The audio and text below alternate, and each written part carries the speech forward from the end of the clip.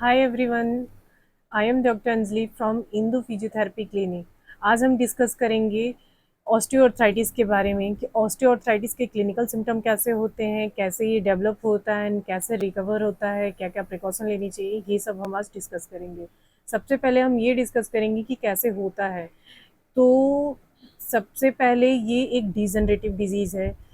इसमें जो articular cartilage होते हैं वो डिजनरेट होने लगते हैं प्रोग्रेसिवली एंड जो इसमें इन्फ्लेमेशंस जो होती हैं वो बढ़ने लगता है धीरे धीरे एंड मस्कुलर इम्बैलेंसेस हो जाती है।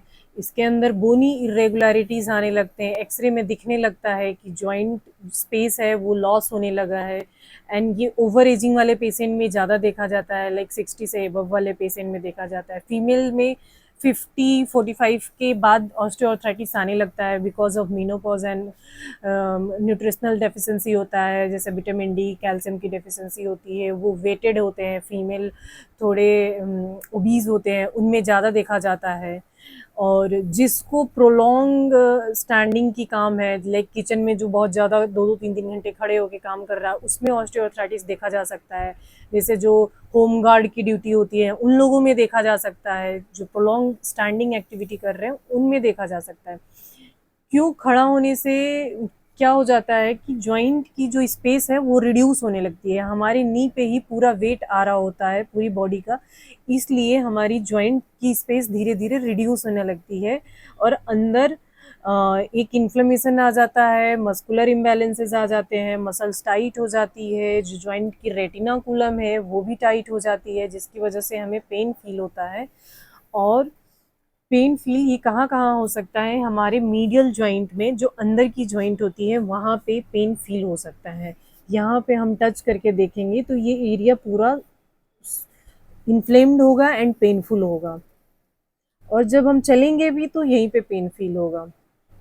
पेन ये इंटरमिटेंट भी हो सकता है, कांस्टेंट पेन भी हो सकता है, और ये पेन एक दिन में नहीं आता, ग्रेजुअली पेन आता है, धीरे धीरे करके बढ़ता रहता है पेन। तो इसे बोलते हैं ग्रेजुअली इम्प्रूव हो रहा होता है। और ये पेन एक्टिविटी जब करते हैं, आप कोई घर में सफाई का काम कर लिए, कुछ ऐसी एक्टिविटी कर लिए, डांस, योगा, जॉगिंग, कुछ ऐसी एक्टिविटी करने से ये पेन बढ़ जाता है, एग्रीवेट हो जाता है। जैसे ही हम थोड़ा रेस्ट लेते हैं पेन नॉर्मल हो जाता है, रिड्यूस हो जाता है। सिटिंग में पेन रिड्यूस होता है, लेकिन बहुत ज़्यादा सिटिंग भी कर लिया, प्रोलॉन्ग सिटिंग भी कर लिया, उसमें भी पेन बढ़ जाता है, क्योंकि आपने बहुत ज़्यादा प्रोलॉन्ग एक पोस्चर मेंटेन कर लिया, साइनोवियल फ्लूइड वगैरह की एक्सचेंज नहीं हो पाई अच्छे से, तो उसमें भी पेन बढ़ सकता है।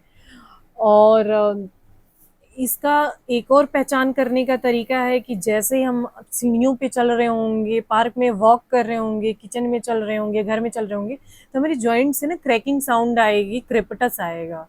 एक ये भी इसका महत्वपूर्ण साइन है।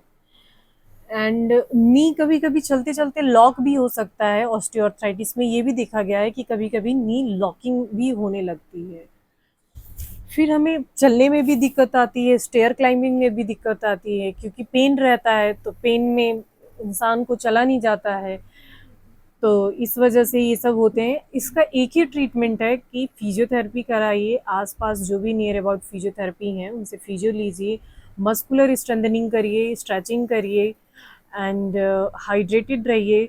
जो जो प्रिकॉशन है वो प्रिकॉशन लीजिए। जैसे कि प्रिकॉशन में ये हो गया कि आप बहुत ज़्यादा वर्किंग एक्टिविटी नहीं करेंगे, बहुत ज़्यादा सिटिंग एक्टिविटी भी नहीं करेंगे, और इसके लिए आपको जो जो बताई गई एक्सरसाइजेज हैं वो लगातार करते रहेंगे।